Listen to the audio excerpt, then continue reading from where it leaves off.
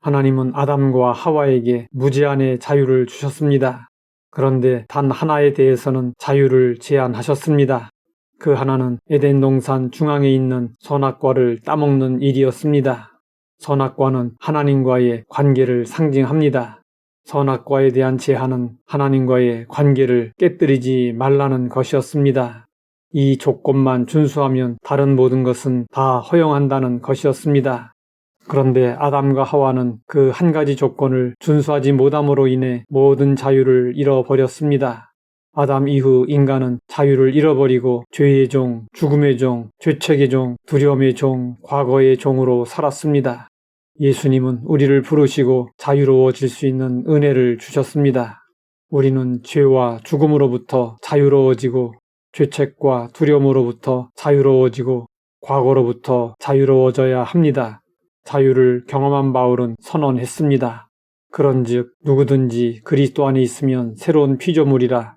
이전 것은 지나갔으니 보라 새 것이 되었도다. 이것은 바울이 죄와 죽음, 죄책과 두려움, 그리고 과거로부터 자유로워졌음을 선언한 것입니다. 자유는 시리즈로 논할 수 있는 주제입니다. 오늘은 특별히 과거로부터의 자유를 다루고자 합니다. 이것은 내적 치유에 가까운 주제라고 할 수 있습니다. 우리의 과거 기억에는 즐겁고 행복한 긍정적인 것만 있는 것이 아니고 어두운 기억, 떠올리고 싶지 않은 부정적인 것도 있습니다. 이런 기억들은 우리의 전진과 성장을 가로막고 우리의 발목을 잡습니다. 과거는 결코 죽은 것이 아닙니다. 과거는 막강한 힘으로 현재에 심각한 영향을 미칩니다. 과거는 현재를 파괴합니다. 우리가 과거로부터 벗어나지 못하면 저 높은 곳을 향하여 나아갈 수 없고 진정한 자유를 누릴 수 없습니다. 그러면 우리가 어떻게 해야 과거로부터 자유로울 수 있을까요? 여기에는 세 단계가 있습니다. 그 첫째 단계는 과거를 직면하는 것입니다. 부끄럽고 수치스럽지만 담대하게 마주해야 합니다. 더 이상 아무렇지 않은 척하며 위선의 가면을 쓰고 살지 말아야 합니다. 그러나 직면한다고 해서 문제가 저절로 해결되지 않습니다. 두 번째 단계는 스스로의 능력으로 문제를 해결할 수 없음을 알고 그 문제를 예수님의 십자가 앞으로 가지고 나아가는 것입니다. 세 번째 단계는 자신과 다른 사람을 용서하는 것입니다. 과거에 매여 있는 사람들을 보면 용서하는 일을 잘하지 못합니다. 자신을 용서하지 못하고 다른 사람을 잘 용서하지 못합니다. 자신의 잘못에 대해 끊임없이 자책하고 다른 사람의 잘못에 대해 정죄합니다.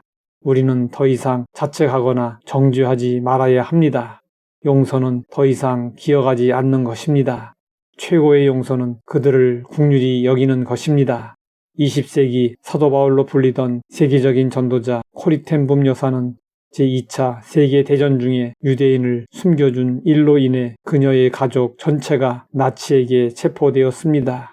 그녀의 아버지는 체포된 후 곧바로 세상을 떠났습니다. 코리텐붐과 그녀의 언니는 집단 수용소로 보내졌습니다. 이후 코리텐붐과 남동생만이 살아남았습니다.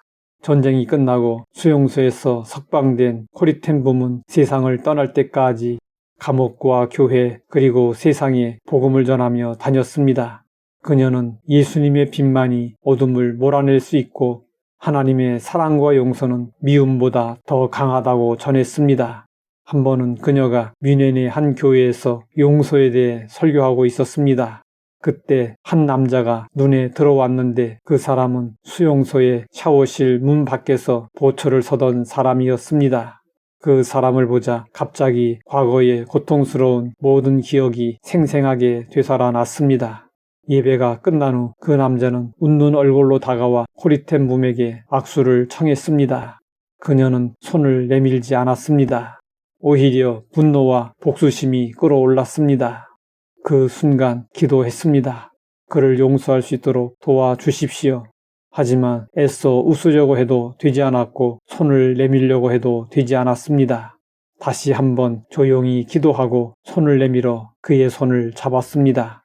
그때 믿을 수 없는 일이 일어났습니다. 온몸에 사랑이 흘러넘쳐 압도되었고 용서할 수 있는 마음이 생겨났습니다. 코리텐붐의 경험은 우리에게 두 가지 사실을 가르쳐 줍니다. 하나는 우리가 스스로 용서하기 어렵다는 것입니다. 또 하나는 하나님께서 은혜를 베풀어 주시면 가능하다는 것입니다. 그러면 하나님은 왜 우리에게 은혜를 베푸시는 것일까요? 나에게 악을 행한 사람일지라도 용서하기 원하시기 때문입니다. 용서가 하나님의 뜻이라면 아무리 억울해도 우리는 용서해야 합니다. 하나님 아버지, 용서에 대한 주님의 뜻을 분명히 알게 하시니 감사합니다. 자신의 한계를 극복하고 용서할 수 있도록 은혜를 베풀어 주시옵소서. 예수님의 이름으로 기도드립니다.